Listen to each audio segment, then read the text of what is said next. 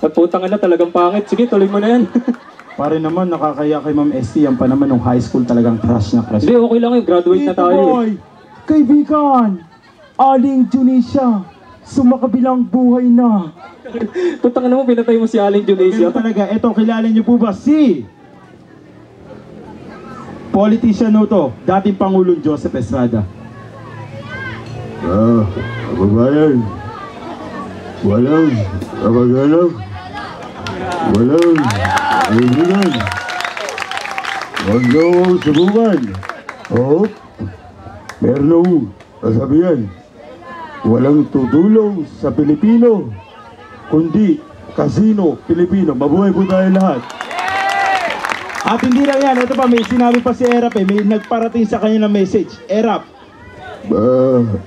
Sa mga bumoto sa akin, maraming salamat to. Sa mga nagtaksi, mga putang ina ninyo. ayan po, yun po yung sinabi ni Erap, pinarating na ko niya saan. At ito pa, meron rin tayong kasamang Cheese Escudero. Sino ang presidente mo? Ang presidente ko, yung mukhang magnanakaw. Parang bakla ang Mukhang putang. magnanakaw. At siyempre, kilala niyo po ba yung pinakasikat na broadcaster O ngayon? sige, ikot ka na muna ulit. Baka magbago eh.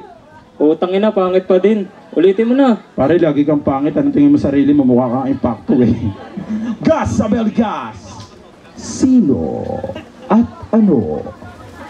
Narito ang mga dokumentadong pagsisiyasat ng ABS-CBN at ng SOCO. At last but not the least, Mark Logan! Meron akong kwento atin ito. Diyos ko si Lola, tila ganyan. Lagi natin tandaan ang nakakayang event. Gawin nating memorable moment para sa TV Patrol, Mark Logan, Patrol ng Pilipino.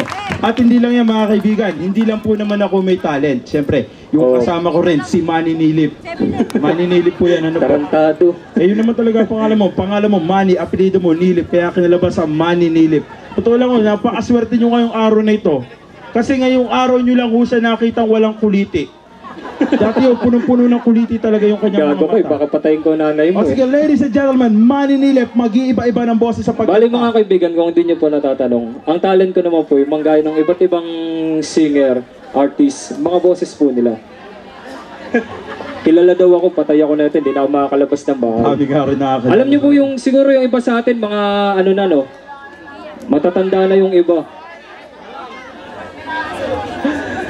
Alam nyo po yung bandang Bee Gees. Yung iba siguro sa atin, inabot na yun, lalo si Ma'am ST. Kadalagaan niya yun. Maganda yan pare, Bee Gees. Alam niyo po ba yung atang I Started a Joke?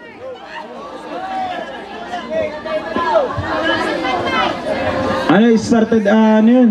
I Started a Joke. Started the jokes. Sino kumanta daw nun? Bee Gees, gagayahin ko nga yung boses eh. Ah, mukha ka kasing ipis. I started a joke. Tarantado, hindi yung Bee Gees ah. Putang ina mo, kung ng talent ko to, ba't pinakikailaman mo? Sorry po. O sige, ulit. Sige na nga, ikaw na nga magaling, ikaw na lahat. Ayoko, hindi Dumako na tayo sa susunod nating ano. Hindi, wala po talaga akong talent mga kaibigan. Ano na nga pala yung pag-uusapan natin kanina, pinag-uusapan natin eh. O, pag-usapan na muna natin ngayon sa eleksyon. Pansin nyo kaibigan, mga ano lang natin, kagagaling lang natin sa nakaraang eleksyon, di ba? Bali, may mga ilang topic kami na ano, mga topic na i-discuss about sa eleksyon. Umpisahan mo pare. Eto, pare, alam nyo ba kung bakit hindi nanalo si Senador Manny Villar? Ayun, mga kaibigan ano, ito daw po yung pinakamalaking rason kung bakit si Manny Villar hindi nanalo sa eleksyon. Sige, paliwanag mo pare. Kaya hindi nanalo sa eleksyon si Manny Villar, isa lang po ang simpleng dahilan. Ano po? Ang dahilan kasi yung mga boboto sa kanya, imbis siya yung balota, check ang nilagay. Ano po?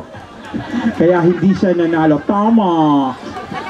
Tsaka pansin nyo po kaibigan, mga kaibigan, nung mga nakaraang eleksyon, wala masyadong mga kulay-kulay ng damit, yung mga hand symbols. Ito lang napansin ko pare.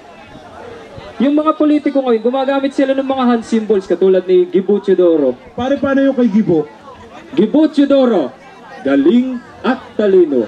Yan. Tsaka yung kay Manny Noynoy Aquino. Mama at Papa.